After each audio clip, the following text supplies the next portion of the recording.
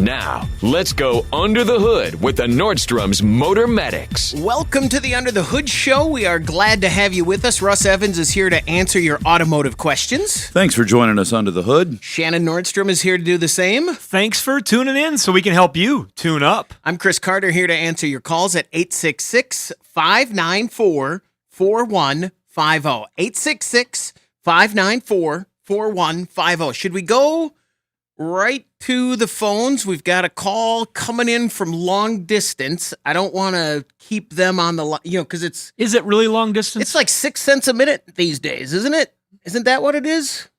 Maybe. When my brother lived Probably in more Germany, than that if you look at your cell phone bill. Some of those are hundreds of dollars a month for people. That's a good point. My You got cell a bunch phone of cell bill, phones? But if you divided out all the talking people do? my cell phone bill is about $45 a second.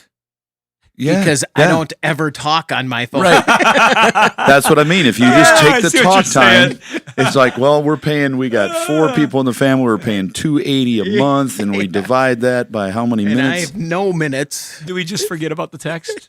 I think I've talked Yeah. to Chris like for a total of, 6 or 7 minutes Yeah. total in the last 20 years. I probably On had a the good phone. excuse to answer and go, hey, I can't talk. I'll text you. Click.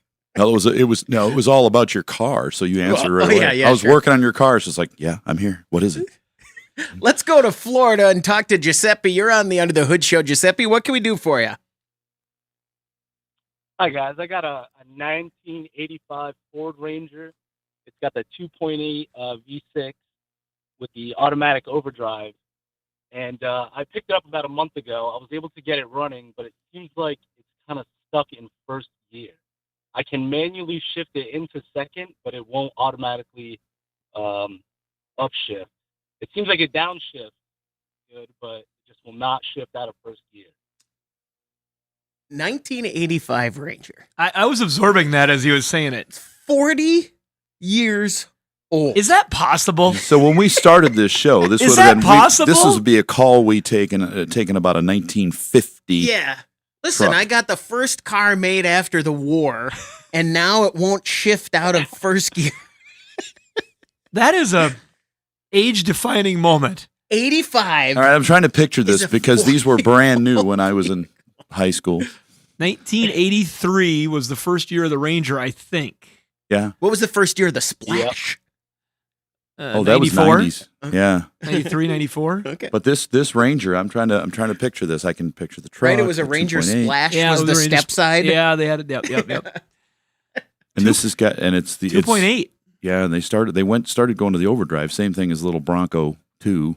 And they had a fair amount of problems with those trannies over time, but they made 1 billion of them. No, that's maybe not that many. It's so old. If I saw this in 2 or 3 minutes, I'd remember every single thing about it. So I'm trying to picture in my head if this thing. I As don't far think as there's any connection. There's, I don't think it doesn't have a vacuum line or a kick down on it, and it's not electronic, right? There's no throttle. There's no valve electronics. cable, Yeah. but no throttle valve cable either, is there? I'm trying to think on that. So on your throttle body on that engine, it has a connection for it doesn't have Cruze, does it? Oh, yeah, it does. Okay, so it's got Cruze. It's got one cable then for Cruze and one cable for the gas pedal. Does it have a third connection to that throttle body on that engine? Going to the transmission? Like a third cable or a rod or anything? I'm really not too sure. I bet it doesn't. Yeah. I don't think it does. I think that's got a governor inside of that transmission that spins, and as it spins and it moves out, it shifts it. Somebody's going, I know all about that. That's not right. I'm like, well, that's fine. I'm trying to remember something that we have not worked on this transmission in our shop in at least 30 years. It's just one that didn't break. It lasted forever. We threw more away, I think, than we sold, didn't we? It seems in the end. I'm just trying to place it because the Bronco 2s and the other Rangers, once they got into the 3.0 liters and stuff, that transmission we sold a bunch of, a lot. Did you? Yes. Oh yeah. Yeah. And it was a We just very didn't common install failure. them.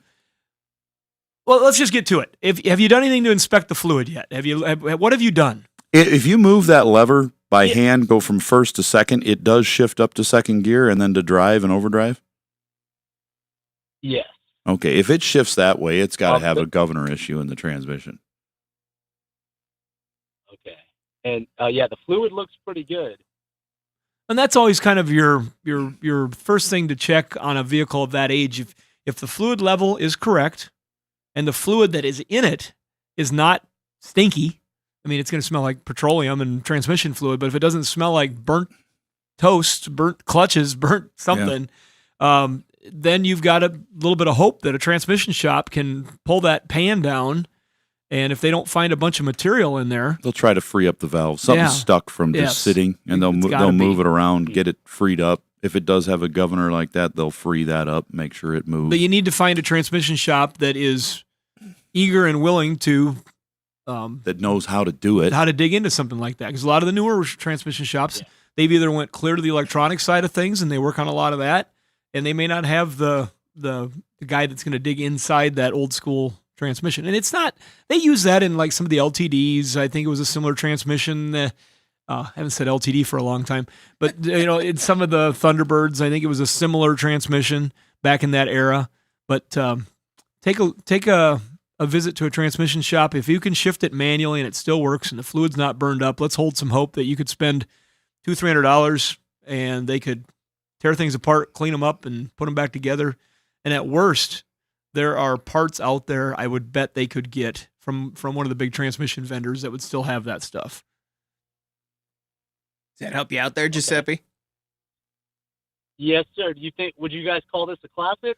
That's what I was just contemplating whether we asked that question. This is an antique. And you know what I like more than anything? We're getting somewhere, guys. He asked us. Yeah, exactly. We're making an impact here. We're breaking through. We are. That's a breakthrough right there. Yeah. I'm going to say it is just because he asked. Yeah, for sure. And it is. It's 40 years old. Yeah, and I'm sure if it's super clean and it's nice, you could call Berkeley or email Berkeley, and they'll look into that. Let them know. Mm-hmm. Yeah, if it's not rusted out, if it's all together as a complete, so it's a surviving car. That's a Berkeley classic. Because even if it's a rat rod, as long as it's complete and solid running. This is a Ranger 1985. It is probably got 2 tones of paint since it's a V6. It's probably an XLT.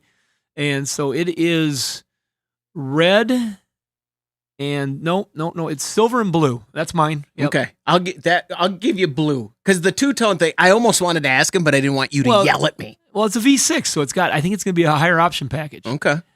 He says blue and silver, but we'll go with blue. I'll give you the miss on that. All right. It's red, the dark maroon color red that Ford had. I'm going way out. I'm going to say it's tan or gold. Is that way out? I think so. Isn't it because who's keeping a 40-year-old? There was a few of them like that.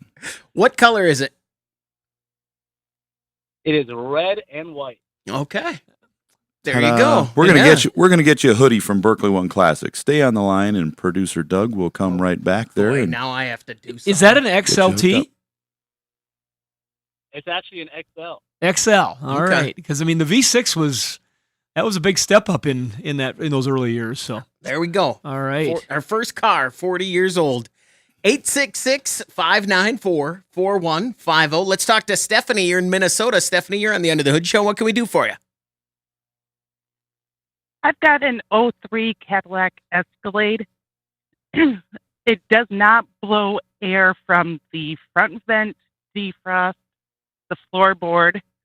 However, I do have rear air. We've replaced the thermostat control panel, and we've taken the blower fan out and tested it. It ran fine. We've also replaced a relay, and I've got nothing. Now, last night, there was no, there's no air coming out of it. So what could that be? Is that blower fan bad, even though it's tested? Well, we start on one end and reverse from the control. So we're going to start at the blower, turn it on high with the car running, and we're going to check power and ground right at the actual motor itself, because there's the ground wire that hooks to that motor. They've been known to get bad and not make a good connection. And sometimes when you're moving it around even, it'll take off and start running. But check the power and ground right at the motor with everything connected and everything turned on high, and see if you have voltage. You should have battery voltage there. And with it running, it should be at least 13 volts right there. If you don't have voltage, then you've got to keep moving backwards till you find it. Go to that blower resistor, which is that module it's located close to the blower under the dash, and we'll check where the power comes right out of that as it's headed towards the blower, and see if we have anything there. If we don't, then we're going to go to the input side of that, and there'll be a power wire coming into that. We'll check between that power wire and ground. Make sure we have power there, and we just keep moving backwards. That's what they call a pulse width modulated system with that automated temp control. So you'll have a power and ground going to that blower module under the dash. You'll have power and ground going to the blower itself, and then they've just got a trigger wire that comes down from the control, and it just turns on and off. And the more it stays on versus off, the faster the blower will run. So what we can do is in the shop, we get our voltmeter out and we put it on the pulse width setting after we've verified all those other powers, and we check and see, do we have a signal coming in? If we don't, we either have a broken wire between that module and the control and the dash, or we have a bad dash control. The dash controls have known to be problematic sometimes. Even if you replace it, you may have had a bad one. You put another one in, there could be a problem with it, used or new. It just might have an issue. But more than likely, you're going to find it as something simple, like you've got a ground that's not grounding very well on the motor, or you've got, I believe that one has a separate blower fuse. So you've got one for the dash control, one for the rear blower, and then you've got a separate fuse for the blower, I think, that is under the hood on that one. Should be real similar to your Tahoe, probably. Yeah, and if that blower fuse, if you pull that fuse, the dash will light up and everything, but you just won't have a blower up front. So that fuse may be blown. And that rear system is completely separate, and so that's why that works. Okay. And I'm assuming that your blowing doesn't work on heat or air conditioning. You have no blowing anytime? Correct. Okay. All right. Well, that's just Yep. Russ gave you some good advice there. Stephanie, thanks very much for the call. Do we want to guess the color of the No. Escalade? No. Okay. No, Just checking. no, we're not Jeez. doing that. We want to help her, but not yet. On the color. Too soon. 866-594-4150. We're going to take a break. When we come back, we want to hear from you on the Under the Hood Show.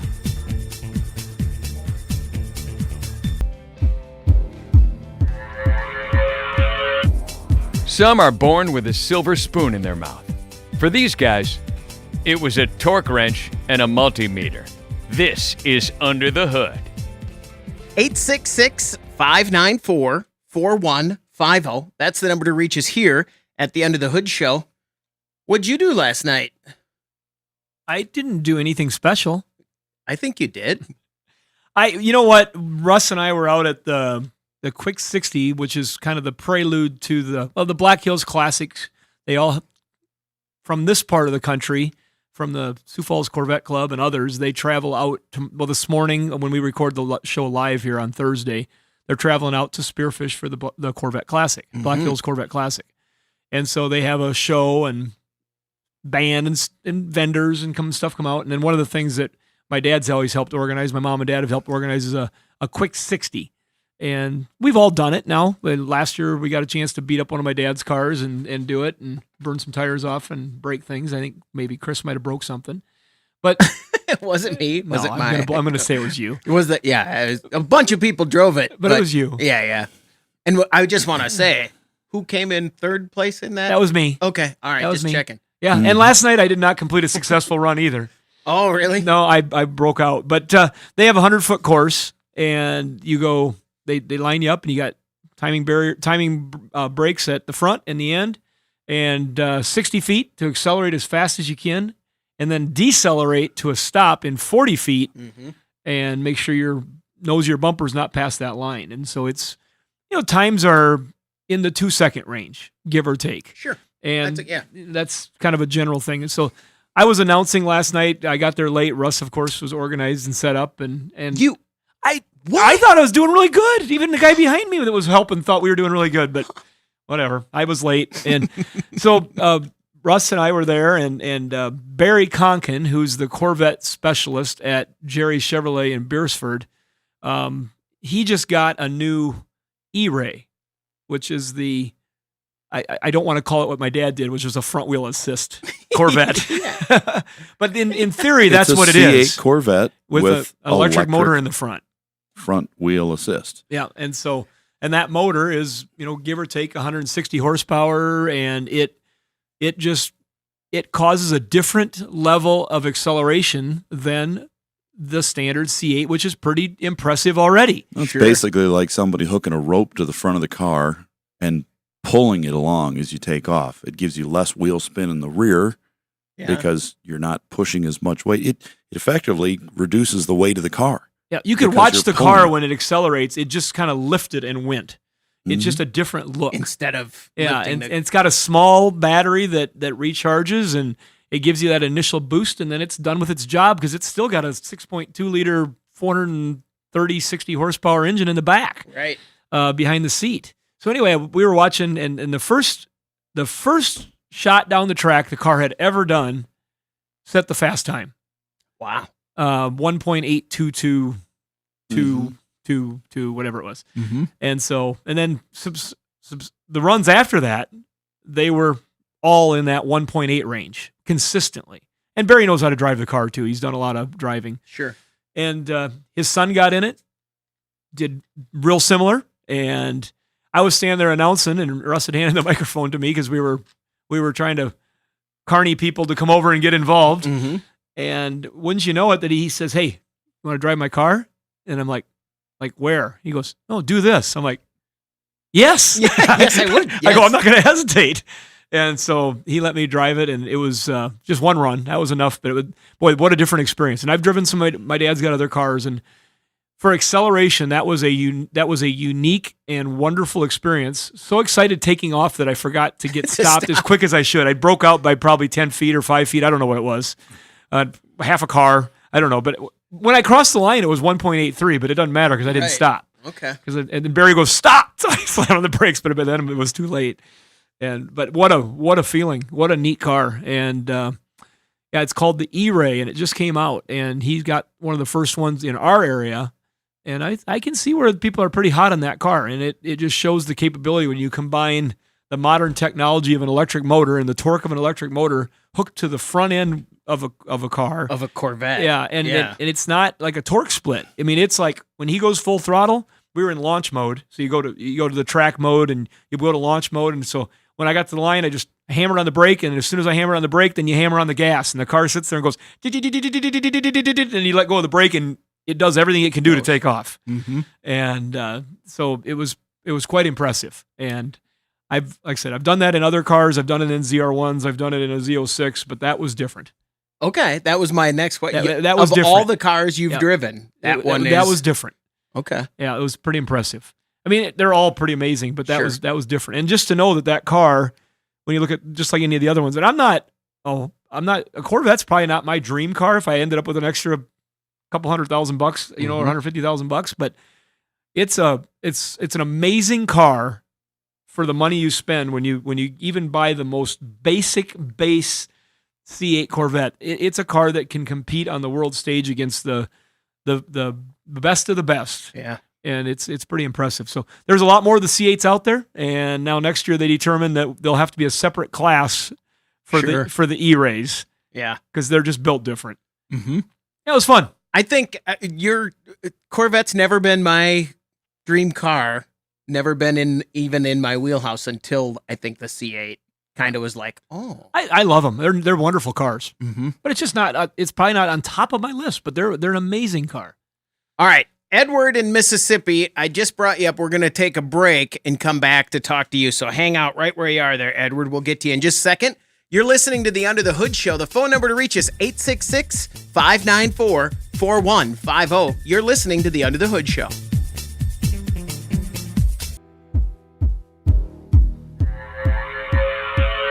More powerful than spilled milk in the backseat of a hot car. This is Under the Hood. 866-594-4150. That's the number to reach us here at the Under the Hood Show. You can watch our show on our YouTube channel, and if you do, and you subscribe to that channel and join the Hoodie Fan Club at UnderTheHoodShow.com, you could win a hoodie. Like John Kelly, congratulations from all of us here under the hood and our friends over at Universal Technical Institute. And, of course, Berkeley One Classic celebrating 50 years, your key to collector car insurance. I'm going to assume John Kelly didn't grow up across the alley from me. Did you have a John Kelly across the alley from you? Yeah, we had lots of Kellys in my neighborhood, and we had John and Tommy, Big Tommy, Little Tommy, Randy. It was a whole thing. They were boxers. What was the difference in size between big and little? It was just age. Okay. The difference started out great. He was a baby. And then they kind of got... Did any of them go to Universal Technical Institute? That's a good question. Did they even become mechanics? I don't think any of them finished high school. Didn't finish? Yeah, okay. Well, they could have. Yeah. They could be prosperous right now. They could have gone. They could have retired. They could have been here. They could have fought their way through technical school. Mm-hmm. Yep. Yeah, fought their way through using their technical prize school. money. Yep. I don't think they allow that there, but they could teach you. They got to have a class on how to pit fight. If you're in the NASCAR program, wouldn't you think they'd have a class that teach you how to have a good pit fight? Fight your car to win. No, I don't. No, think, I mean when the driver comes in afterwards, how to protect your driver, how to go at the other team. I think you're right. They've got to have at least an afternoon session on that where they bring in somebody to teach them how to protect Kevin Harvick if he gets mouthy. I think the first move is to shove him and then hope everybody jumps in. Well, they just don't. I think they teach them the rule they always did at the racetrack. No closed fist because that's going to get you suspended. Right. You don't close that fist. Mm-hmm. You just slap him. You give him a Will Smith. Yeah. Yep. I think so. Well, that's got to be pretty violent with that slap thing that Dana's got going. Okay, I'm off topic so bad here. Oh, don't take me out. I'll get somewhere else. Just keep going. I've had a number of people call the show that have gone to UTI, and that's pretty cool. It's a great place to get trained. Yeah, I know it's hard. It's hard with any career to think you're just going to jump in and do it. And for a long time, a number of years, we had such a shortage, and they were saying, "Well, we'll take anything." Well, it's not that way anymore because the shops have found a way to do more or the same with less people. So when somebody comes in, they could use that person. But if you're not trained and you don't know what you're doing, now it's like, we're not that desperate anymore. We figured it out. We want good people. So think about a good career. Think about Universal Technical Institute. 866-594-4150. Let's go to California and talk to Josh. You're on the Under the Hood Show. Josh, what can we do for you? Hey, how's it going, guys? I just had a quick question. I have a B1653 code for the airbag for the position sensor for my driver's seat. I was wondering, am I have to reset that module even though I replaced the actual sensor? You should be able to just clear it. I think you can go in there and clear the codes. On that one, you might even be able to just disconnect that battery for a while. It's a 2020 Toyota Tundra for people that are listening. Mm-hmm. He's asking the question about. So what, I don't know that code. What does that code mean? It's a position sensor. It tells you what position the actual seat is in, moving forward to back. It uses that for the deployment speed and things like that of the airbags. You got the dual stage airbags and all that. And it wants to know, is somebody sitting on top of it, or are they back? Do they have their seatbelt on? All that kind of stuff. Did you remove the seats or something, or did you do anything weird that would have caused that? Or no, it just happened to go out one day, and the airbag light came on, and it's just kind of annoying because it just gives you that warning every couple of seconds. And my Speedo just, it always goes defaults back to that warning light instead of keeping all my instruments on. Well, the reason the warning light is on is because it's telling you your airbag system is not going to work if you have an accident. So it's more than annoying. It's a safety concern that you need to get fixed. And so calling the show here is a great first step. And I know I just had a situation that I did myself. My son's got a 2013 Nissan 370Z that he's had since high school, and it's got a great story, but we got the car back and I sent it in for a really thorough detailing because it just had been through a couple auctions and we wanted to get it back to square, and apparently the detailing shop had taken the seats out of it. That is next level detail. There's not a lot of room in that car though to do anything if you don't. Right. And so we happened to get in it, and he said, "Hey, the airbag light's on." I said, "Oh, that's interesting."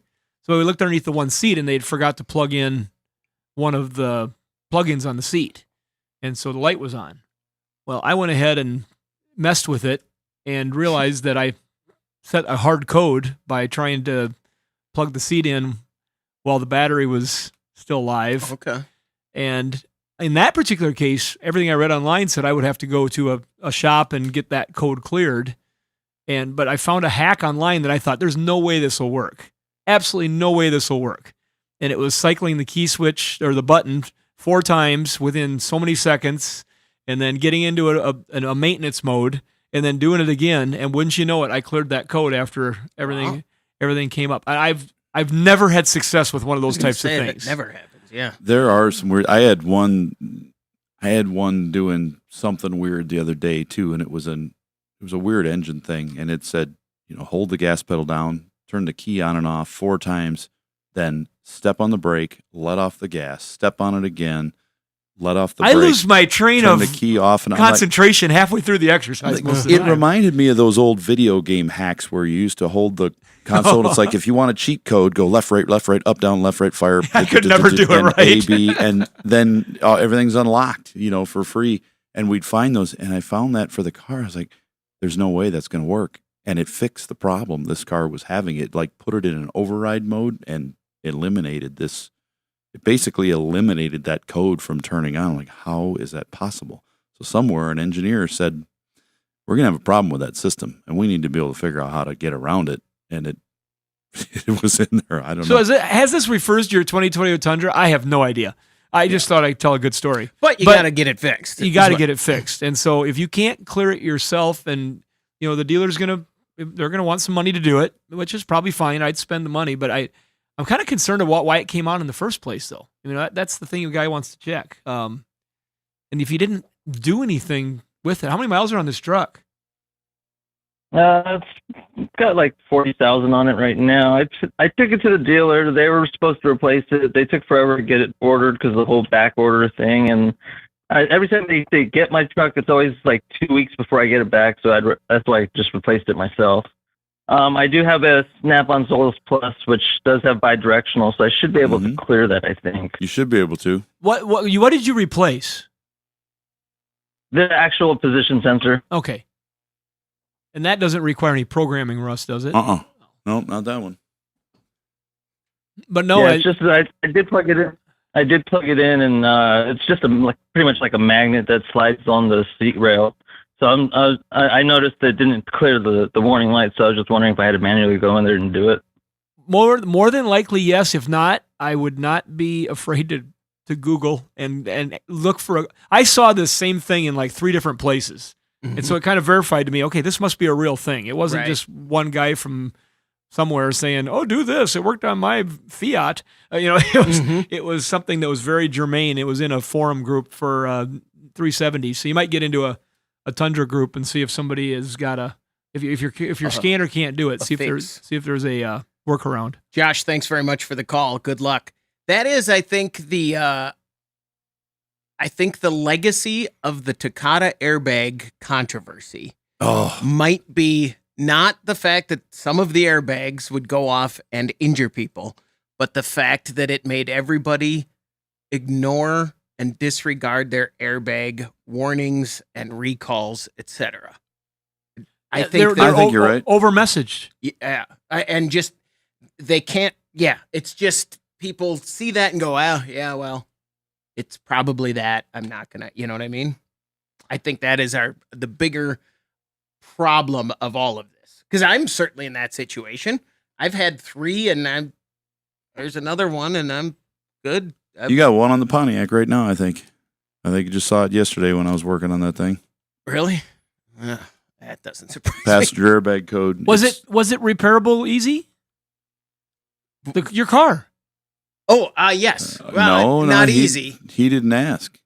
I just said we fixed it. We weren't worked like crazy, so it'd be fixed. Yeah, all the bolts are broken off. Yeah, I talked to Jake about it a little bit. Remove it, drill them out. Yeah, I know. So just got hot and expanded and broke? No, the problem is he's got a race exhaust pipe on it that is solid to the body. Let's keep this so when the motor moves, the exhaust. I don't need anybody hearing about this car that's going to have a for sale sign Well, in it soon. Well, it's fixed now. No, it's good overall. It's just when you have a car that's set up for racing and street, they will have more maintenance than a regular car. So I should race it and do crazy stuff. then you'll spend even more money faster. The harder you drive it, the faster you spend cash. 866-594-4150. Let's talk to Shelby. You're on the End of the Hood Show. Shelby, what can we do for you? Hey guys, I have a question about a 2011 Ford Edge. Okay. It's a push button start, and about 25% of the time when I get in there and push the button to start it, I have the key fob with me, but it says key not detected. And so then, I push unlock, lock, after a while, finally I can trick it into starting. Is there any easy fix for that? Have you put a new battery in the remote yet? We did, yeah. We changed the battery, but that was probably 8 months ago. And it seemed to help a little bit, but it still occasionally said key not detected. Have you switched and tried to use the other remote only for a while? We only have one remote with this one. We bought the car used. Okay, this is a problem for anyone out there who has a push button start and only one remote. Get another one now. And there's a reason for this. One, you can see if you have problems like this, you can just switch remotes out. Two, you've got a spare remote if you need to get in the car, and they're not super expensive in most cases. But three, this one's a big one. Yes, if you're like the person who called me a few weeks ago and said, I have a Saab and I've lost the remote for it. I took it to the auction to sell it. They lost the remote. They said, I never gave them a remote, so they're in a big match back and forth of who is what. But either way, he says, I don't have a remote for this car, and they told me it's going to be $5,000 to get another key for this thing.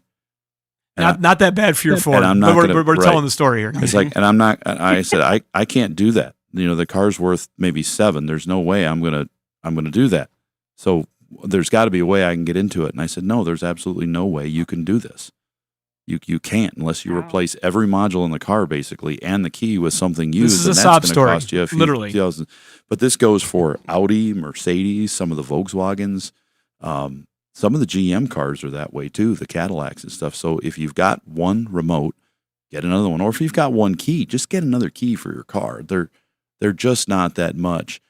They'll save you. But I think in this case, what happens with these remotes, a lot of times you got them in your pocket. You've got them anywhere where there's moisture exposed to them, and the circuitry just starts breaking down, and they do not transmit and receive as well as they used to, and they can get weak and just not start the car. But they seem to fail at the least opportune time. You'll go to get in it, and one day like, this is weird. Why is it not starting? And then it's just dead. It just doesn't work, and you put a new battery in it. Maybe it works for a week, and then it quits. So because of what we know about these cars and how many failures we've seen that aren't major, that's just a remote, our first start, if you came into our shop and said, hey, what should I do? I'd say your first step is to get another remote and run that one in the car for a couple months. And if there's no problems with that, throw the other one away and get you another one. So you always have two. Because when you have the one, you can go into a local store and they'll throw it in their little bucket and they can get the frequency off it and they can match it and make another one. Yeah. But if you don't, you're starting all over again, and you're on a tow truck getting it hauled to the dealer, or to a locksmith that has to come out and is specialized in doing that work. Yeah. And then you're talking multiple hundreds of dollars instead of maybe 150 or 75 or whatever the particular vehicle model happens to be. So in Shelby's case, the remote you have is compromised. That's the guess, and intermittently, she needs an extra one anyway, right? Just to have it. Yeah, and if she gets another one and it works perfectly, she's going to end up buying two because she needs to throw away the first one, which was junk, and now she'll have a spare. I have to agree. That's exactly what I would do, but if the budget didn't allow it, keep the one that's not working so well, at least for a backup. Yeah. But that's what I would do. But I wouldn't trust that backup for very long. By the time you go to use it, it's going to say, no, I'm done. Yeah. Where do you guys recommend looking for remotes? Or online? Is there a place that you guys use? The first place to try it, depending on which model it is, I'd try like your local Ace Hardware. It's amazing how many keys that they have, and you might be able to just go in there. They might say, sure, we clone that, and they put it, like Shannon said, into a little machine. It reads it, and it will spit out the program so they can put it in another one and sell you a fob, and it's a decent price. That's what I would do. I would check with them before you hit the dealer up and see if they can do that. And then a locksmith after that. Locksmith before dealer? Yeah. Yeah, just because the for this type of car, it's older, they're going to be able to do it. Some is going to be dealer only, but in this case, I think you can save quite a bit of money doing this. Shelby, thanks very much for the call. Good luck. 866-594-4150. We're going to take a break. When we come back, we want to hear from you on the Under the Hood Show.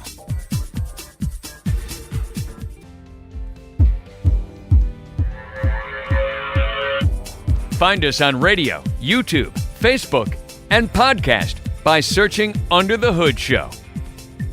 866-594-4150. That's the number to reach us here at the Under the Hood Show.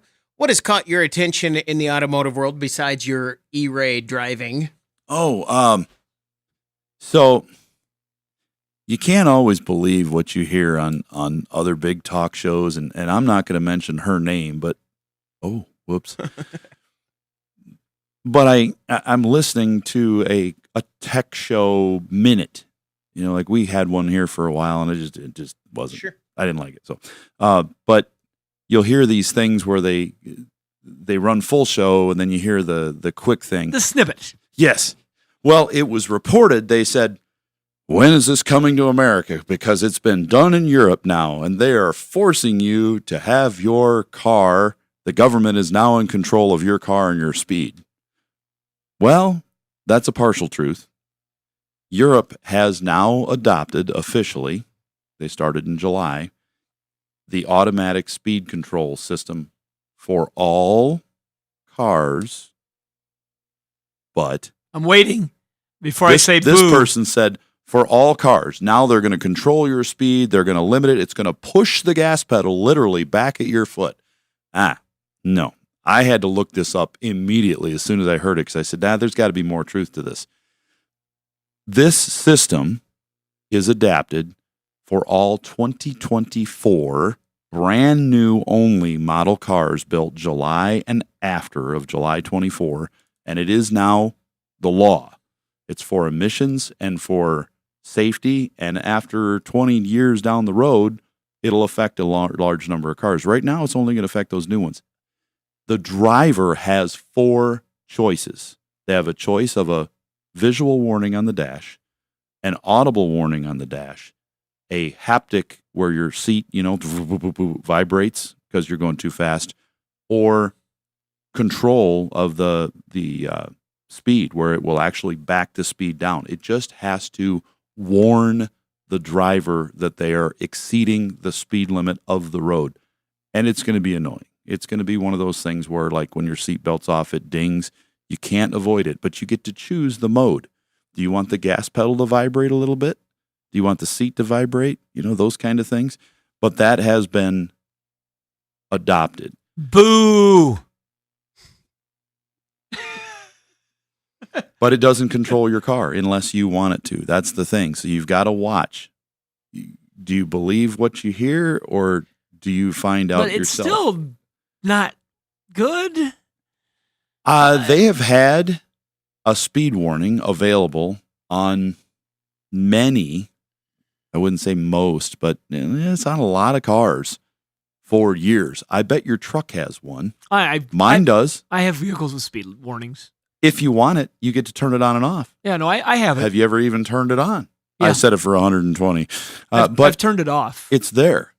You can choose it. That's the same thing, but that is set differently. That tells you, like, I want to set it for 60 miles an hour. You go over 60, it sets. This one actually reads the speed limit sign on the side of the road, compares it to GPS, construction warnings, and goes from there. So if you're in a construction zone, it's going to read the sign, and it's going to say, hey, beep, beep, beep.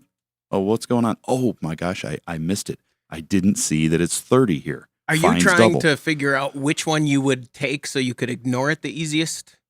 I'd buy a 2023. Really? Well, you're not going to be able to. There's going to be a time where you have to, if you're in Europe. I don't. I don't know. I'm not a fan of stuff like that, but I understand it's coming. I know California has tried to pass laws, and other states that are more progressive have tried to do some of these things. And I understand the aspect of public safety. It's very important. And, people are concerned about emissions. I appreciate that, but that's another level of control by the government I'm just not a fan of. The warning light or I'm not going to choose. I get to choose. I don't want to choose any of them. Okay. If All it's right. annoying as that blinking red light you get on the dash when you pull up behind somebody too fast and it automatically brakes, that could be pretty annoying if it's strobe light, in your face. But Did you, when you read that, Russ? I mean, I have done no research, but did they talk about whether there's provisions if you need to pass or anything, or if you need to accelerate past somebody? It's just a warning if you're. I know, but there is not, because they're assuming It's a limit.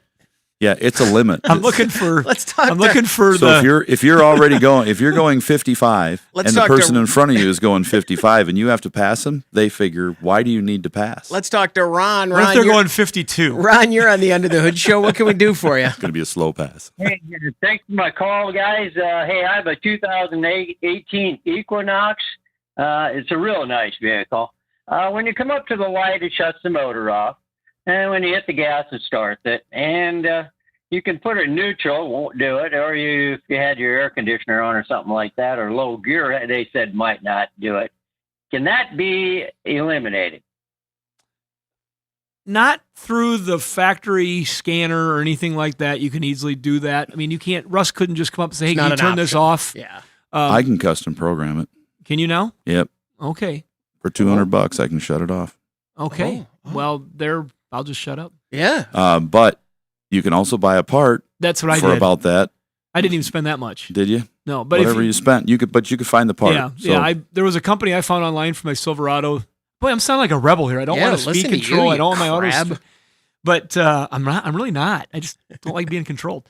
But Gen 5 DIY was just a company I found on the internet, and they had all kinds of gadgets for GM vehicles. They started off in Camaros, and they moved into Silverados. I quickly caught up on the company, but I bought a little unit, and it goes behind the switch. You unplug the factory connector from the switch. You plug it into this module, plug their pigtail back into the switch, and it successfully and correctly remembers the last button push. So if I shut off my button to shut it off, because there's in my particular pickup, I have a button, I can shut it off. Every time I start the truck, it has the button turned Remembers off. that. Okay. So I don't have to do it. So I'm not changing any programming in the computer or anything like that. But you don't even have a button, do you? No, I Yeah. don't think so. Yeah, so that's a different story. So yeah, Russ will do it. That'll do it for Hour 1 of the Under the Hood Show. The Under the Hood Show is brought to you by Sturdivants. Hour 2 is coming up, 866-594-4150. Call us right now. We'll get you ready when we come back in just a few minutes. Thanks for listening to the Under the Hood Show.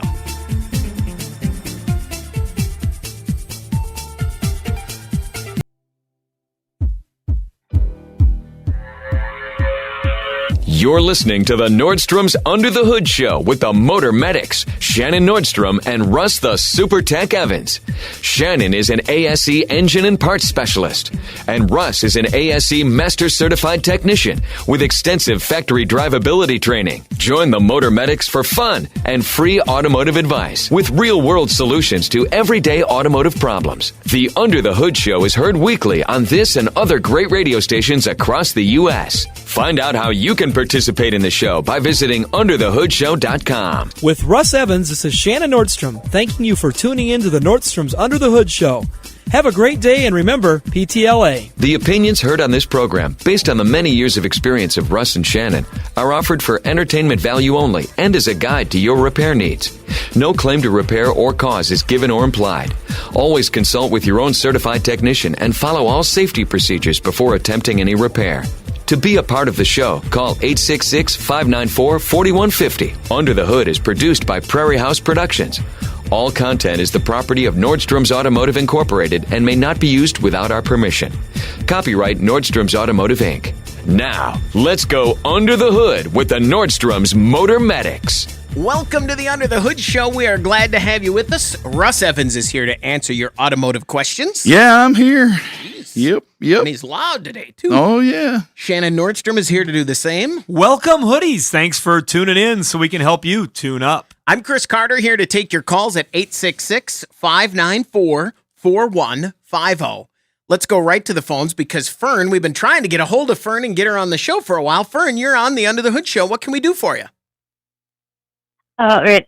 I have a 2010 Lucerne Buick.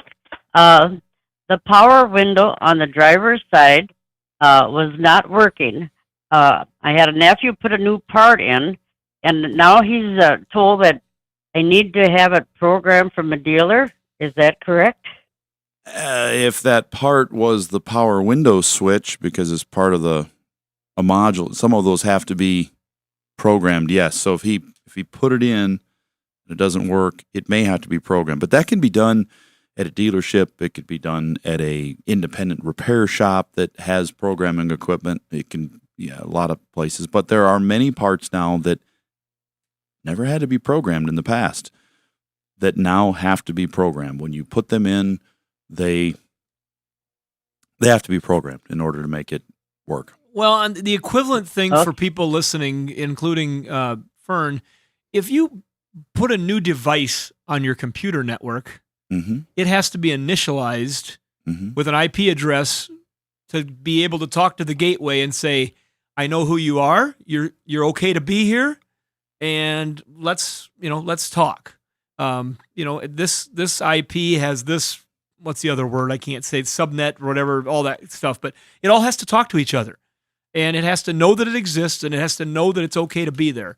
All these modules on the cars now, with the cars basically being a computer network since 2000 and, depending on the vehicle, early 2000s, they've just continued to load up the ability and necessity to have that device recognized on the network and not just plugged in and used, to make sure that they have the correct device. And they also gives them the ability to use one device sometimes that can work on multiple systems.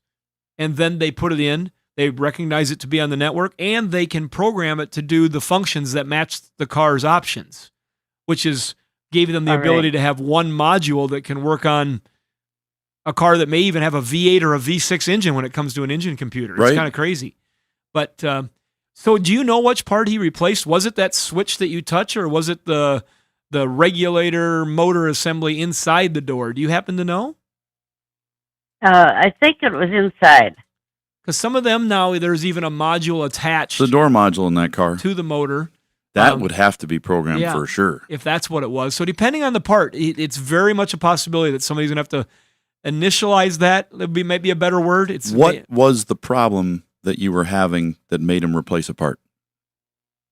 The window would not go up or down. And that's the only problem? It wouldn't go down, I should say. Didn't have a problem with the speaker or anything else? No. Okay, if it wouldn't go down but it would go up, more than likely they replaced the switch. No, it wouldn't go. Yeah, it wouldn't go down, so I don't know if it wouldn't go up either. So, but it just did not work. Yeah, that's a bummer. Well, and if it's still not working, I think what Russ was sneaking up on, if it is a window function issue, you could have one. I'm just trying to think. 2010 Lucerne. I think there is a module in that door, inside that door. There's one in each door. Yep, that has to be programmed. But if it wasn't that type of car, let's just, for other listeners, we've seen people chase these kind of things and then find out they've got broken wires in their door jamb, and where the door opens and closes, eventually those little wires break. And so then they don't have the right power and ground, and they don't work. And so they think it's other things. They replace parts. They can't communicate with it, but in the end, it's a wiring issue. So that's the only reason we bring it up. But I think whoever's telling you this with this car is probably telling you the truth. Fern, thanks very much for the call. Good luck with that. 866-594-4150. Let's talk to Reese. You're on the Under the Hood Show. Reese, what can we do for you? Hey, good morning, guys. I am sitting at a little shop here in Corsica, South Dakota. They had replaced my driver's door with one from Nordstrom's, and it did not have a key, so I've got him putting the old lock back in for me. And he's hooking me up and doing that. But the question I have on my 2013 Chevy Silverado, it shuts off half the cylinders, and my mechanic recommends I get the little plug-in so that it'll keep on all 8 cylinders at all times. Said that it's not good for it to shut those down like that. What's your thoughts? It's still going to break, even if you don't have that. Well, Rusty's looking for confidence. Well, it's either going to work or it's not. Exactly. It's really not going to change. If it's turning on and off, it can still break just as easily if it's off. I have a number of customers who have bought the truck brand new, and before they even drove it off the lot, they plugged in one of these devices to shut it down, and they still broke. Yeah. It's the load on that lifter in there that causes the little latches to eventually just break and wear off. The only way to fix that permanently, correctly, and not, guarantee you don't have a problem with that is you have to remove the manifold from the vehicle, then remove the lifter AFM manifold from underneath, block off the oil passages inside of there, and put it back on. Then there's no oil pressure going in, because if you have a solenoid starting to leak on that and it starts to apply just a tiny amount of pressure to that, even if it's turned off, that little bit of pressure will open that latch just enough that it will slip off the side and break it. And that's where you say, well, I just got a tool and I pulled it back up and locked it. No, that's not going to work by itself. You could do that, but you still need to pull the intake off and block off those oil ports. Or take the lifters out and put regular lifters back in it. Just shutting it off might make you feel good, and maybe it wasn't ever going to break in the first place, so you can say, hey, it worked. It never had a failure. But did it never have a failure? Or was it going to have one even with it working the other way? Reese, how long have you had this truck? I have just got it. Okay. Less than a month. It's got 44,000 miles on it. Wow, nice low mileage truck. Yeah, and it's beautiful. I mean, it's been resprayed, repainted on both sides. It's a beautiful blue pickup. But my concern is to try and keep it as nice as I can. I mean, how bad are these failure rates? I mean, is it a concern, or we see with the is it? We have a number of customers that have these trucks that come into our shop of this model year, 07 to 13, anything with the AFM, and I would say probably 1 out of every 30 has a catastrophic failure, which is I'd say is a pretty good rate. I mean, anybody could have an engine fail for any reason at any time, and same way with the transmission. I'd say probably 1 out of every 20 the transmission goes out on, but 1 out of every 30 has an AFM issue where they need an engine. If you had this truck, either one of you, and you knew that it hadn't had any issue in 12 years, 11 years, would you No, I'm not going to touch make a it. change? Okay. I'm just going to leave it and drive it. It's going to save me a little bit of fuel economy, but I'm not going to really worry about it. The only time I might change it would be is if I decided I want to do something different with it and put a different camshaft in it and maybe tune it so it has a little different idle and sounds a little different, maybe a little more power, just something different. And I'm going to put a regular cam in it with regular lifters at that point. Then I know I'm going to drive that thing for another 20 years. I had an 07 Avalanche LTZ, and it failed under warranty with 27,000 miles on it. Mm-hmm. And so I remember coming into the shop one day, Russ, I said, gosh, I got a squeal on there. And I was thinking it was an accessory squeal from a pulley or a belt. And Russ says, he goes, I think that sounds like one of your roller lifters.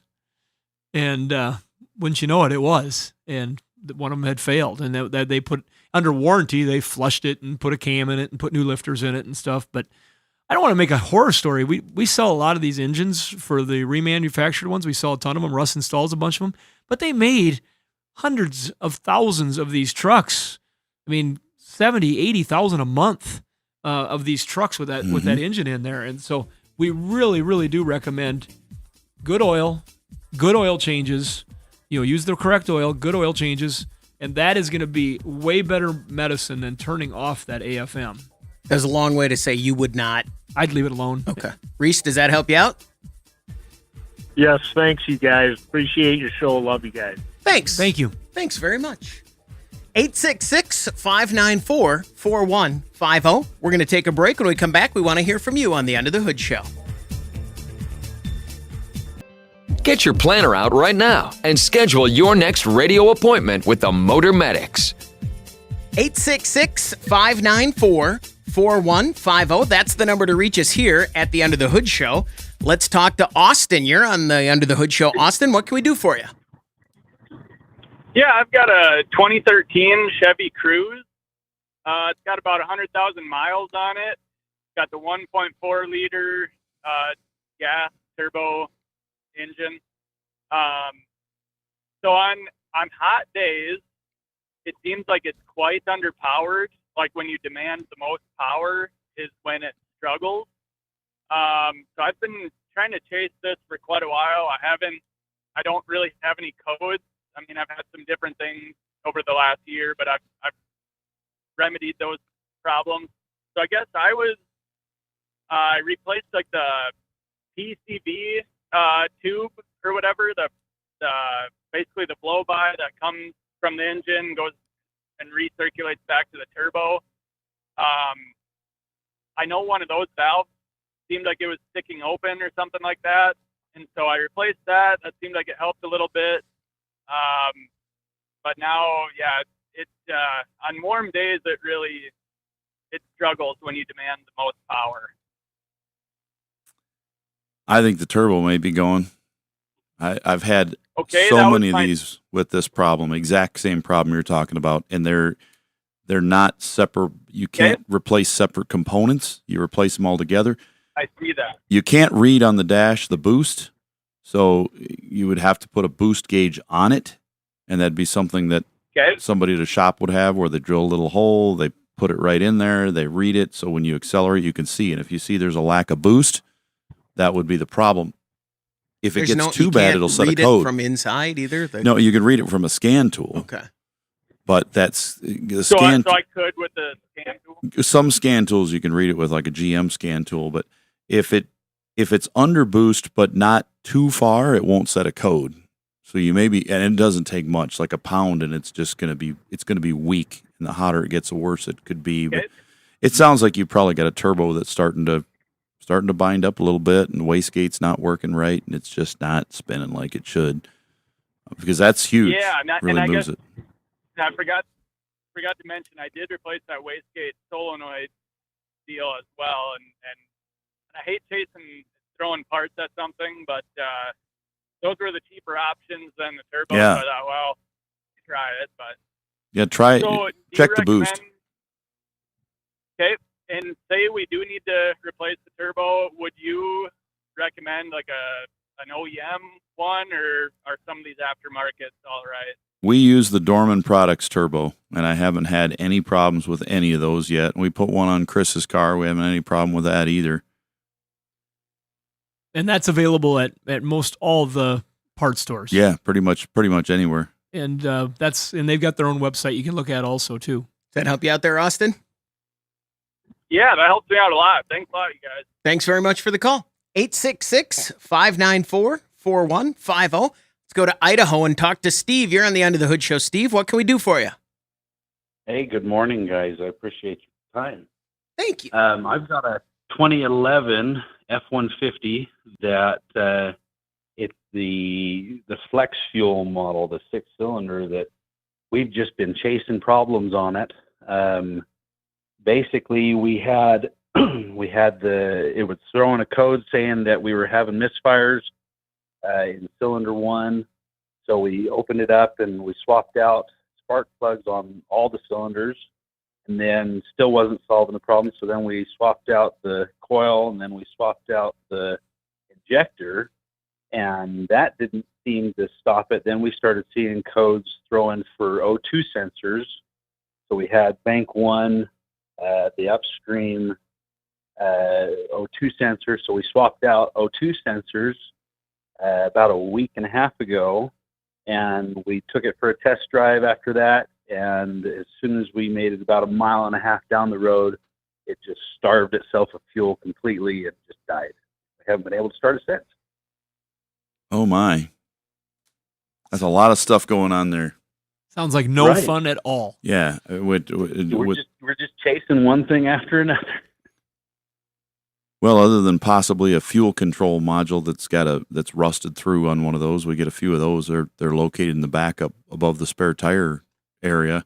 This is something a shop is going to have to look at. You're just going to have to take it in, and they're going to have to go through it and find out what's going on. But that is the fuel control modules on those have been an issue on those trucks. So it's something that could be rusted through and not allowing it to deliver fuel. If it just shut the fuel off and it doesn't work anymore that way. Well, so it does start, so we can fire it up and it runs for about 3 seconds, and then it just starts itself and it shuts back off. Well, that's a whole different thing. It will start back up. That could be a security issue. Is there security on the dash? Does it have a theft light on the dash or anything?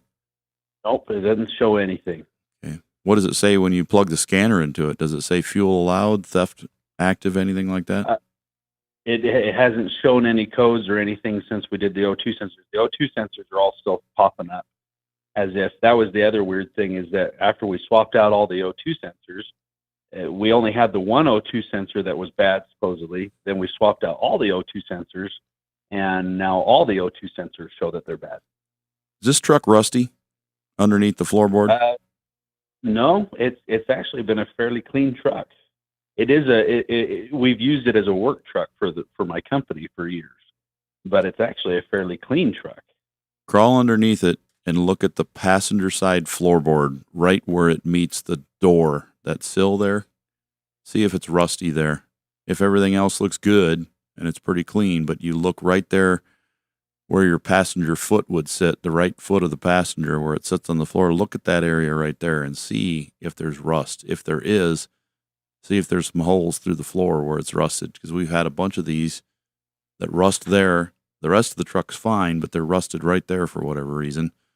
Must be some water dripping that gets in there somehow. But if it gets through there and gets into that wiring harness, it'll throw all sorts of weird codes because of the body control module hanging out behind there. Give you some false codes in the computer too. So I would check that before you take it into a shop just to be sure. Now, if that's the only place it's rusted, you should be able to clean it up, repair the wires, and fix it and get back on the road.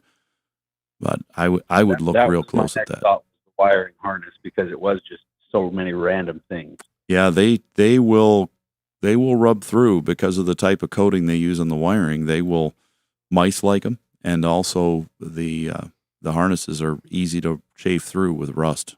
Steve, thanks very much for the call. Do me and Shannon a favor. If that is it, call us back and let us know, because that would be one of the legend of rust stories, where it would build the legend further. The guy's looking for here and there, and Russ pinpoints one weird thing. Russ brings up rust. Yeah, that would be Steve. We'd appreciate that a lot.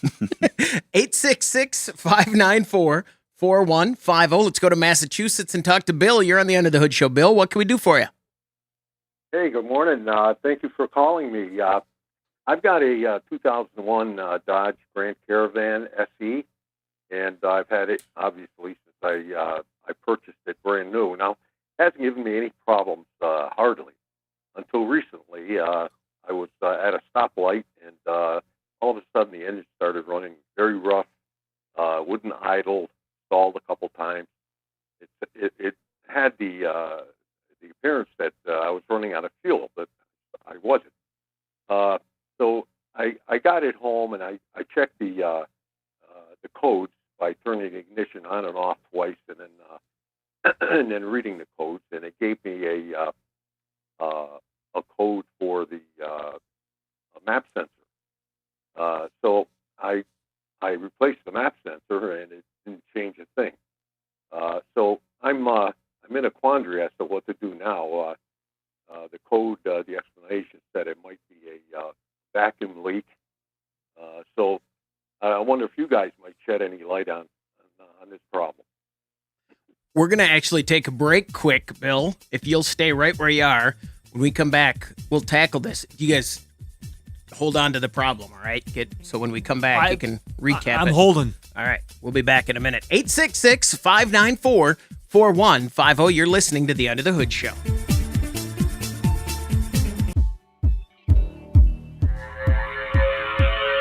Want to know what these guys are really about? Take a look under the hood. 866-594-4150. That's the number to reach us. Don't forget, you can watch our show on our YouTube channel. And if you subscribe to the YouTube channel and join the Hoodie Fan Club at UnderTheHoodShow.com, you could win a hoodie. Like Randy Ludwig. Congratulations from all of us here under the hood and our friends over at Universal Technical Institute and Berkeley One Classics, your key to collector car insurance, celebrating 50 years. I wonder if Randy's family was, they made Ludwig drums. I have a dream set. I want a Ludwig drum set. Randy, if that's you. Get a hold of Chris. Yeah, hook him up. I got you a He'll hoodie. talk about it on the He'll talk about it on the show. You don't know who listens. Mm-hmm. I bet there are probably some people that listen that we have no idea that listen, or probably somebody. I gave a hoodie once to Brian Head Welch. Oh, really? So maybe he's listening. That's true. That's right. There's probably some crazy people listening too. You think about that? There's probably some real, there's some amazingly intelligent people listening. Mhm. Crazy people, And good the people, opposite. everything in between. All right, let's get back to Bill in Massachusetts. Grand Caravan, map sensor.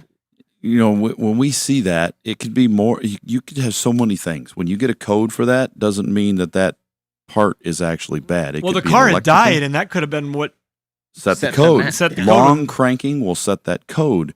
A wiring problem will set that code. So many things. I got one in the shop right now that is setting several codes that have nothing to do with that part. It's a wiring problem. It's a corrosion issue, so they're not getting the exact voltages to that computer. But also, when you don't get the voltages to the computer, it does more than set the code. It can make it run poorly, install, and have hard time starting and shifting and all that kind of stuff. So you got to diagnose it one step at a time. Knowing what we know about these Caravans, it's a V6, right? Yes, it's a 3.8 liter. I just want to ask you, because when you first called and you said that you had this 01 van and you bought it new, I'm going to say that's probably a little bit unusual. I think a lot of people buy vans secondhand. Mm-hmm. Somebody's had to buy them new. And so Bill's the guy. Mm-hmm. What did you pay new for a 01 Caravan in 01? Well, how much were they then? But it was 27,000. 32,000 actually. It's all jazzed up. It's got the special paint, and at the time I got all the bells and whistles on it. So, like I say, that thing has performed absolutely marvelously all the years I've had it, and I'm super happy with it. I'd love to keep it. How many miles are on it? 110. Well, that's not bad at all. No, not bad at all. So if it's clean and nice, it could. So today, it won't start. It'll start, but it runs very, very rough, and then then after a few seconds it'll stall, but it'll start and run, but it's very rough, and if you try to accelerate, it stumbles, and there's there's an odor from the exhaust. It's not the normal sweet smell that you get, but I'm like I say, I don't know what to do now, other than bring it to a dealer. Well, it could be starving for fuel and running lean, and then that's making the exhaust. The catalytic converter could be plugged up, which is unlikely on a Caravan, but if it was, it would give you a map sensor code, and it would run poorly because it would have back pressure that shouldn't be there. But you could take it to any independent shop, and they should be able to diagnose this and figure out what's going on. The fact that it's Dealership would do running it too. poorly now, they can hook machine to it and be able to identify what's not working live, which is a way ahead of if it was intermittent. Mm-hmm. You could, like I said, you could have a fuel pump starting to go bad. You could have, now if it is a catalytic converter, then they got to look at, did it just fail, or was it because, have you ever had any coolant loss or oil that had to be refilled between changes or anything? No, nothing Okay. like that. Yeah, ever. no, it sounds like just talking to you, you got a good vehicle and it's in good shape and it just isn't working and it's making you mad. Mm-hmm. But I think they'll find it pretty quick because of the way it happened and what's happening right now. But it could be just starving for fuel because the fuel pump's getting bad. Bill, thanks very much for the call. Good luck. 866-594-4150. Let's talk to Dan. You're on the Under the Hood Show. Dan, what can we do for you? Hey, guys. Long-time listener, time caller, I think. I don't know. So here's what I got. I got a 2022 Hyundai Santa Fe. It's got, at the time that I started finding the issue, I had about 23,000 miles, and I got 25 on it right now. So it's under warranty. Took it to the local dealership because what's going on is at very slow speeds after it's warmed up, I'm getting kind of a grinding, almost like a boot kind of issue, but only at the low speed. So when I took it in, I mentioned that, and they gave me this story about, well, it has 2 manual gears in there, and they just shift next to each other, and that's just making the noise. Well, so then they checked the level to make sure that it wasn't low on fluid. They did all the things that they said, there's an update. So they changed and did the update. It hasn't changed anything. So I took it back again. I said, well, it's still making the same noise. Yeah, it's the shifting. It's just the way it is. Well, I talked to 2 people with 23s, 2 people with 22s, and 1 person with a 21, and none of them have this issue. It's just me. I'm special. So a lot of times what we'll recommend, and I know it can be frustrating sometimes. The first line of defense is that they're trying to figure this out, and you're oftentimes talking to somebody that can be a very good customer service person, but or maybe not. But usually they're somebody that's better in customer service, they think, and they are trying to let you down a little bit easier, and as they try to figure it out. But that's not always good when you're just trying to get something fixed. But I'll recommend to people a lot of times, and Russ has too. Do you have another one of these on the lot I can go drive? And can you show me that this is normal if it's supposed to be? Because I don't think it's normal.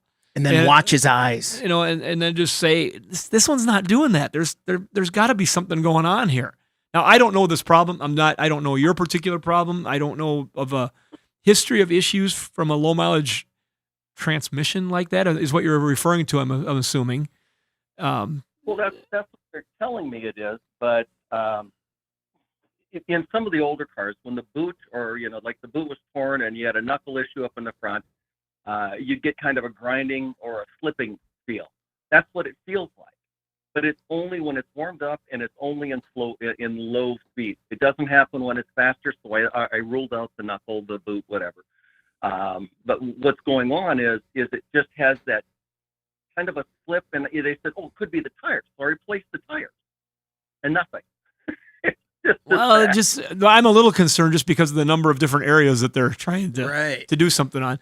Because if it doesn't do it while it's idling and sitting there in the parking lot. No. Okay, so if it's just when the wheels are rolling, correct? When you're first taking off, generally if I turn to the left, sometimes when I turn to the right. Never when I'm going straight. If it's turning like that, I don't. It could still be in the transmission. If it's at slower speeds like that, it could be the differential in there because it's going to spin. One tire is going slower than the other. Words when you're turning one direction or the other. If you turn left, the inside tire is going to turn slower than the outside tire. You turn right, that right inside tire is going to turn slower than the outside. So that differential is going to turn against itself, and that could be why you've got the noise. Is it normal? No, I've got plenty of customers with these that come in the Hyundai Kia transmission and they don't make that noise. Is it under warranty? He said it was, yeah. If it's under warranty, it is, yeah, absolutely. It's under warranty, and here's the other thing: it's an all-wheel drive. So they're telling me the all-wheel drives are 4-wheel / all-wheel drive when you first take off, and then they shift out of the 4-wheel / all-wheel as you get going. And then if you need it to be all-wheel, you have to shift it into all-wheel later. And I'm going, you know what? I was born at night, but you know the rest. I just don't.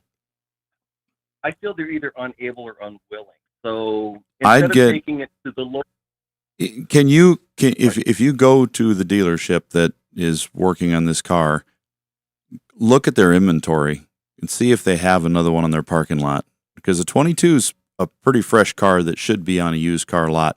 If you see they have 2 of them out there that are all-wheel drive like yours, go to the service department and say, I've still got this noise. You have 2 cars on your lot right now. Let's go get in and drive them. And if both of those cars make the same noise as mine, I'll leave you alone. But if both of those cars are quiet, I expect this car to be the same way. It should be the same as those others with similar miles and the same features. They might have to elevate it. And they might have to get an engineer involved, and they can and will do that. They just call up the factory, sends a representative down, and they look at it. I was at Ford years ago, and this happened now and then. They would have an engineer come down and say, "Yeah, you're right. That's not right. Let's figure this out." And they would work with the tech. They would diagnose it and decide what part needed to be replaced. And sometimes, since the manufacturer was footing the bill, they would put on multiple parts, whether they needed them or not, just to figure it out. And once they figured it out, they would take that old part back and then try to figure out what was going on. And that's where service bulletins come involved. But yeah, I think you just got to get some other cars involved to find out.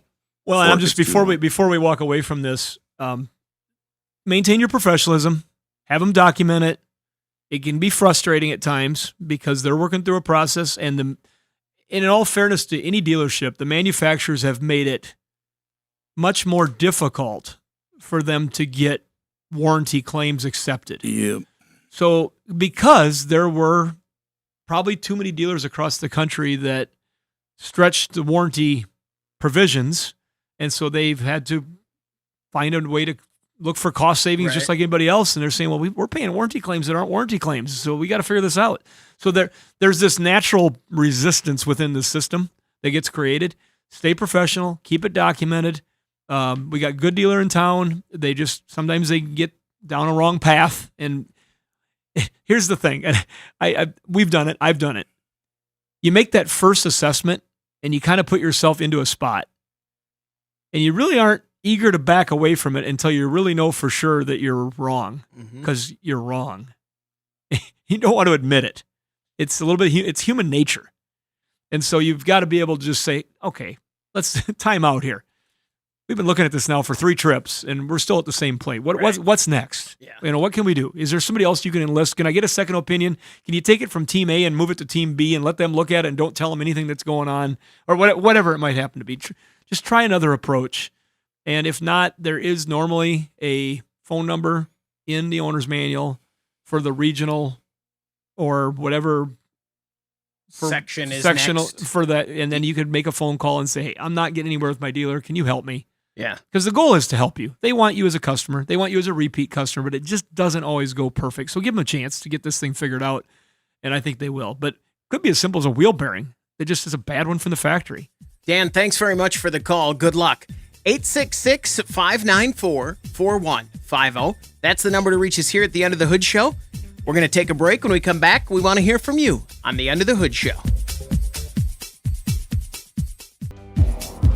Be sure to visit our website for news, contests, and previous shows at underthehoodshow.com.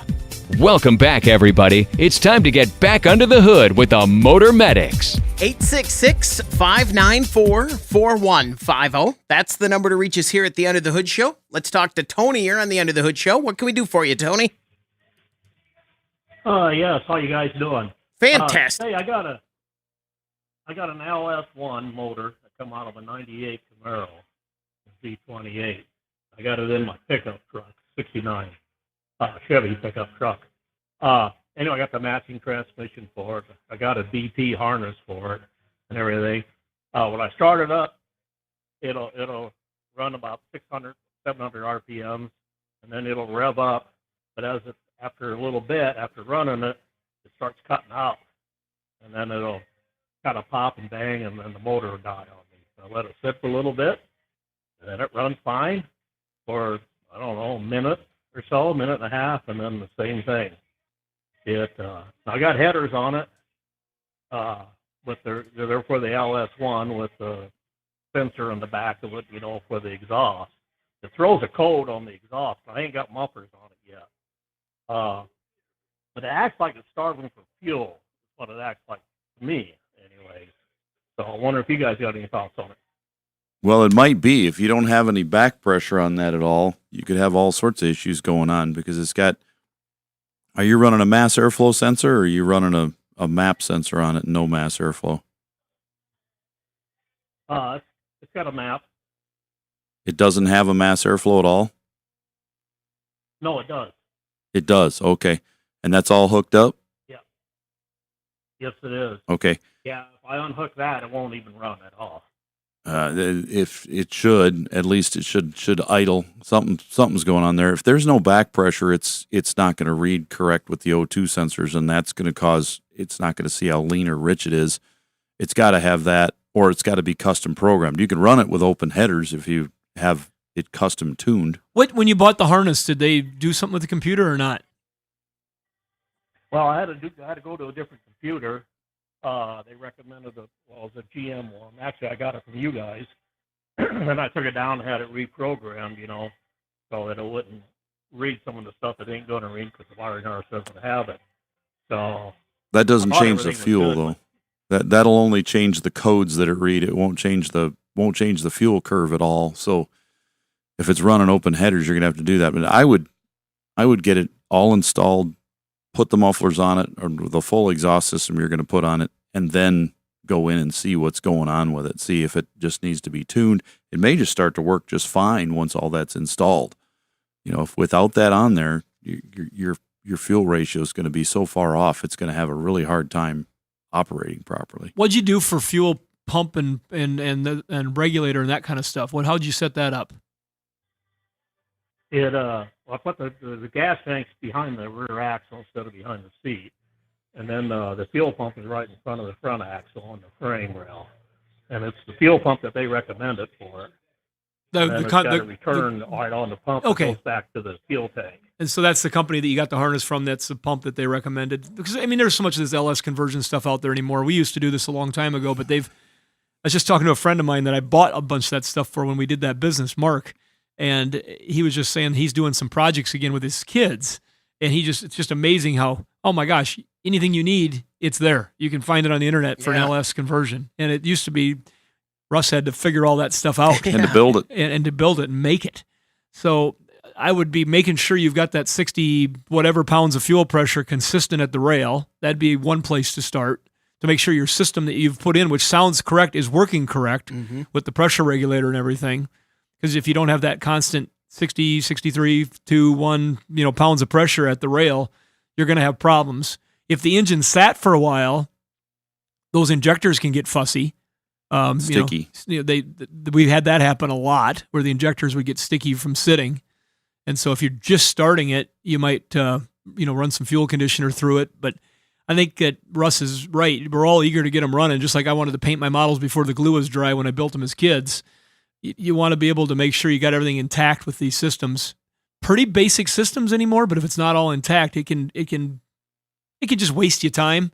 And then if you get everything done and you still think it's all hooked up right and working right, then you go to a tuning place. If you're in our market here, like Joey at Excessive Auto Sports and his team, they've got a dyno down there. They hook them up, and then they can program the computer to match the setup that it's been put in.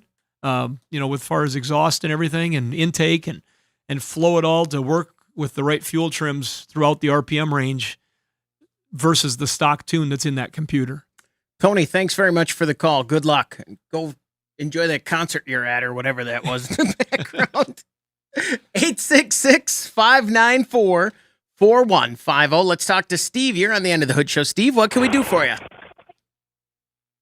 Good morning, guys.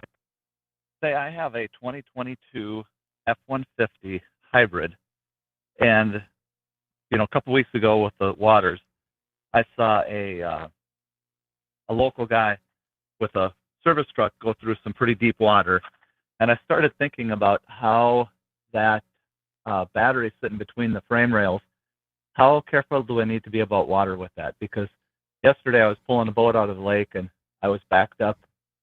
Water was just below the rear door, and I was thinking, gosh, is that thing sealed? Do I need to be really, really careful with that?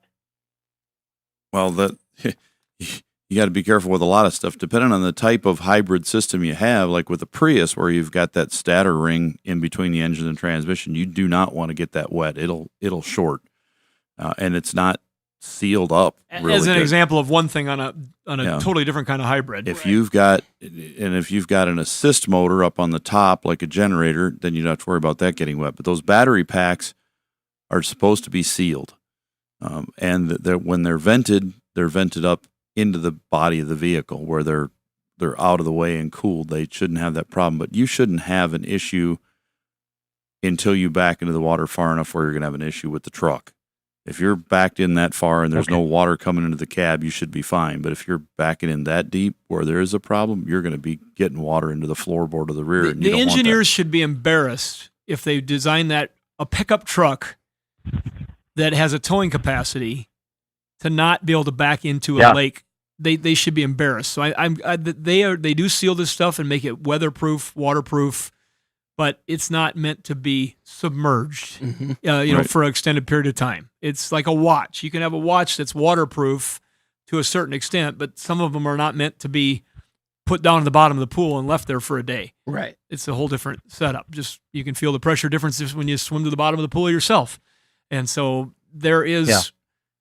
Is there a likelihood that you could have future challenges if they didn't get it perfect with all the weather-tight connectors and the whatever vulcanizing and sealing they have to do around those packs? But if they designed a pickup truck not to be able to do that, they should be embarrassed. I think you're good to go. My neighbor's got one of those trucks. What do they call it? A Power Boost? Power Boost, yeah. Yeah, and it's a heck of a neat truck, and the way they got that set up, but there was more battery underneath that than I expected. Compared to like what I saw at the Ram with an e-assist. Silverado back in the day had an assist, and we took a bunch of them apart, and they basically had a bank of batteries in the back seat, underneath the back seat. But that truck there with that Power Boost, that's a little more of an aggressive setup. They got a pretty good bank of batteries sitting underneath there. So I would, like I said, I would. So in theory, he should be able to be just fine. Yeah. Does that help you out there, Steve? Right. Absolutely. Thank you, guys. Thanks very much for the call. 866-594-4150. Give us a call, and if you want, we're going to hang around for a little bit after the show today and take your calls. If you want to keep on and call us up, 866-594-4150. I told you guys recently that I got a temp gun, and it was going to distract me. Oh, yeah. Remember that? I said if I ever got a temp gun. It's gone better than I thought. It did distract me for a while. I was checking things, which I think my wife was ready to throw the thing, because I was like, how hot do you think the TV is? If I point it right here at the screen, what do you think it is? She'd be like, I don't care. I'm like, well, no, but I mean, what do you think it? So what is the temperature of a blue flame? I don't remember. But what I did do, I had the idea. I pointed it at my heating element on my stove. I was boiling some water, and I was pointing it at the water. Guess what the water was? It was like 214, 215, because it was boiling. And then I did the heating element, and I got it up to 681. That's pretty good, right? Impressive. Yeah, thank you. Thank you. That is all I wanted. Yeah. That is, if my wife would have just said, wow, 681, I would have let her off the hook, and it would have all been over. Thank you, Shannon. Thank you very much. I'm here for you. That'll do it for this hour of the Under the Hood Show. Until next time, you can find us at underthehoodshow.com. The Under the Hood Show is brought to you by Sturdivant's.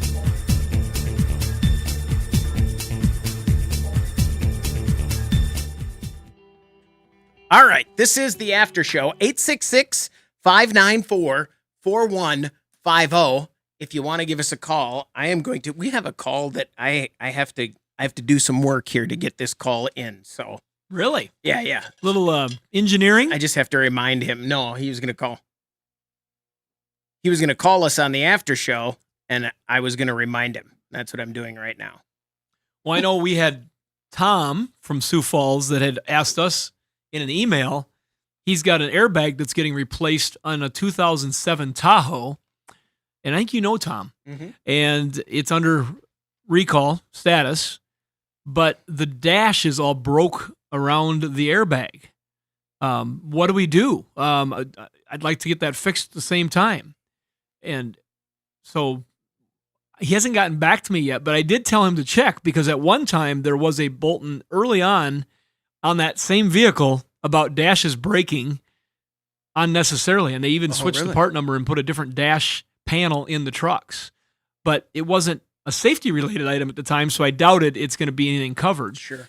But the thing is that replacing that dash panel is a whole different operation that you don't do if you replace the airbag. As I looked into it in So that it's model. two separate. Yeah, because on that model, I think you can do the airbag from the bottom side and bring it out and still have the dash panel, which bolts on the face and the front and everything else. And but it's just interesting, people that are paying attention to something that they wouldn't have worried about, once again, like you brought up during the show, because of an airbag recall. If the airbag wouldn't have been recalled, never would have worried about the dash because it's just a cosmetic issue. And so we would have people asking questions like that. But there's never hurts to ask that question because it's fairly normal for those to be broke, but I don't think they're going to cover it anymore, but a person can sure ask that question. If not, I think I found one laying next door in the warehouse. Really? Yeah. I didn't think we would. Oh, I know we used to. I had 6 of them over there that were not on inventory, and I knew it. And so if Tom happens to call, I told him that already. I sent him a picture. I have, watching videos over the last however long, airbags are really, really something. In what regard? The instantaneous safety they provide. We've been watching some dash cam videos. That's like our go-to when we don't have anything to watch. We just go look and go, oh, hey, here's this week's roundup. And the airbag deploying instantly, it still surprises me. Airbags have been around for 30 years. Mm-hmm. And I still see a video where something happens and I go, wow, that was amazing. Especially now when they're on the side and on the knees and all of that. A cocoon is being created. Yeah. They put them on some motorcycles. What do you mean? Like the BMW. I know we had, when we were at BMW school, they had a couple motorcycles there with airbags on the right on the top. So if there was a frontal impact and you were headed towards your face was headed towards the bars, it would little airbag, and because it knows if you've crashed. Sure. So boom, yeah, right there. Analog brakes, all sorts of stuff they're putting on those. That's interesting. That would be discerning. I mean, or be concerning. Well, you see people in videos getting just thrown right off the front. I think to a certain extent, at a certain speed, it might hold you in place instead of. No, I don't think it's going to hold you in place. It just keeps you from facial damage when you smack that. So, because if you're hitting an airbag, even with a helmet instead of the bars, it's a lot different. But hey, motorcycle crashes are. Doesn't it boing? Yep. That's what I would. I'll pass. We pulled one into our shop. Shannon will probably remember. I bet it's been 20 years ago. I think we were at the old shop, so it may have been longer than that. And a guy was coming around that corner, coming into town there, the first corner, Risty corner. He was doing 70 on his big Goldwing, and a car was in his lane on the phone and hit him head on. And he saw the car and he knew he couldn't avoid it, so he just stood up and put his arms in the air, and the car hit him head on, and he flew and landed in the ditch, and he walked away. And he said, I just knew that if I stayed on that bike, I was going to die, because we towed the bike in. I totally forgot about this. With the tow truck, and it was destroyed. And we were like, how did that guy live? And the guy came walking in. I'm just going to check on my bike, grab some stuff out of the back saddlebags. Insurance is going to come. How'd you live? He says, well, I just stood up. Wow. His name was Evil. I didn't need to hear that story. Now I think that's how I'm gonna survive anything. I'm gonna do that in my car. In your in the Pontiac. Yeah. That should work in an elevator, right? Jump. Right. Yeah. I just gotta time it. You just gotta time it. It's all timing and ball bearings these days. There you go. 866-594-4150. Anything else we got going on here? Doesn't feel like it. No. I think we're supposed to have something going on, though, aren't we? It feels like we have we have the space, but I guess. Changes. It's changes. Oh, yeah. That Motor Trend, Car and Driver. Always have enjoyed holding these in my hands, but now I only get 4 of them a year. Mm-hmm. That's they're going to quarterly paper issues and then everything online. They've got some wonderful online content. I get some of the emails and I don't get a chance to A open little them all. heavier book though. But this is they do a premier book every quarter now. And so this happens to be the 75th anniversary issue. There was something in there I was going to But this is iconic. I mean, when you think about the changes from, having this magazine be everywhere, if you were in an auto shop or any sort of Motor Trend, Car and Driver, Road and Track. Popular Mechanics, does it even still exist? I don't know. It does. It's weird, though. Is it? Yep. I used to enjoy the ones back in the 70s when I was a little kid, reading through all the stuff. Yeah, they still do. They do a lot of UFO stuff now and a lot of military stuff. Really? Yeah. Yeah. So when I held this in my hand, that was the first thing I thought when it was in the mail. I was like, this has been, a year they've been working on this, but this is a big change. Yeah. It just shows, and then you look at the local newspapers and how they're working through things and how they're adapting, and it's a different age. But Motor Trend is still Motor Trend TV and Motor Trend Online. They've got some really good content and some great writers, and they do some wonderful tests, and it's always interesting. But this is a change. That Motor Trend's new thing at the back where they do the comparo in different. Go back just a couple more pages. They do the Rivian here. But look at they did the Tundra. Is that the one where they did the Tundra? Now, if you look through, they have a whole bunch of pages of comparisons where they go back. Let me see that thing quick. Yeah, well, I love that. I've always loved that picture. The Volkswagen GTIs always had the coolest commercials showing them with a tire up going around a corner and jumping a little high center spot in the track or whatever it might happen to be. You know what? I'm thinking of Car and Driver where they have the 5 pages at the back where it's all of the years of cars together of the same. Yeah, it's not Motor Trend, is it? Yeah, I think Car and Driver does that. That's a new thing that I thought was pretty good. I will say this. I have heard from other magazines that we're going to go to a higher quality paper and we're going to make it better, even though we're going to have fewer editions. And they certainly did that with Motor Trend. It feels different. It feels. Yeah, they said it'll be a premier quarterly book. And it feels premier. Agreed. But that's a change. That's something to talk about. I miss the old 4-wheel and off-road and stuff like that. When you were younger, you'd just flip through the pages and see like you said, Chris, the advertisements. Yeah. Oh, look, I want to buy a set of tires and all the things that they had. And it's just different generations look at things, and you start looking back and you're thinking, you don't know that one?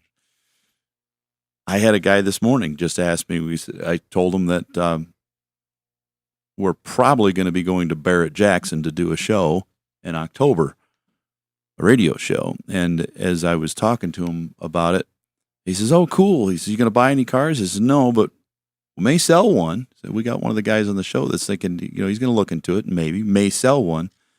And then he said, oh, a Trans Am? He goes, wasn't there a movie about Trans Ams? And this is a guy who's like 35. Like, a movie about Trans Ams? Yeah, there was. He goes, what was that again? I was like, Smokey and the Bandit? He's like, oh, yeah. Never seen it. There so many people, we assume when you're a certain age, right? Everybody around you knows things, but as you get older, never heard of that, never seen it, whatever. It just surprised me. When I was a kid, we had a teacher at my school that had a Jeep, probably a 5, a CJ5, and 5, 6, 7 Trans Am. Mm-hmm. I mean, can you be any cooler than that in in that era? 82? Oh man! And they were both green, and I just thought that was it. I mean, I thought that was if you could do that, that was the goal in life. He also had a Subaru Brat, which I thought was even when I was 9 was like, that's a weird. Saw one of them for sale on the side of the road recently when I was driving out the Did it still have the seats in the back? Yes. So my brother did a 14-hour drive in the back seats of a Subaru Brat. Well, most places it's against the law to ride in the back of a pickup truck anymore. You can't just sit on the sides like we used to and roll around. I'm sure it's still done, but boy, I haven't seen anybody in the back of a truck other than holding down like a Yeah. TV they just bought, which Yeah, is, I think they might get away with that. Construction crew moving between. But, yeah, but people sitting in the blocks. back, it's been forever. But a Subaru Brat had 2 bucket seats Yeah. with handholds Yeah. and a seatbelt. Yeah. So would that be considered legal? Riding in the back? Because there was no really roll bar. Good question. The roll bar, if I sat in one, I could barely sit. It was like for a child. I could barely sit in it. And that bar there was not over my head. My head was over the bar, sitting in the seat. So Or at least your hair was. Yeah. I don't know if I would fit in that anymore. I think Those it says things are- in the manual, it says if you should put your hands up and stand up and then try and just jump clear of the backflip. Yeah. You're sitting backwards. You think it did? Yeah, I think so. We'll have to see if I can find an old owner's manual. We'll look for that. All right, that'll do it for the Under the Hood show, everybody. Thanks for joining us, and click subscribe and like. We should say that at the beginning because it definitely makes a difference, and we don't do it until Then you now. start before we go on the radio. We got to do it. Start Let's a do couple minutes early, like we tried that one time. do it. Everything broke for some reason that Yeah, day. no What's kidding. going on? I'm not doing anything. I'm not doing anything different. We're going to keep the same pattern the whole time. Thanks for joining us, everybody.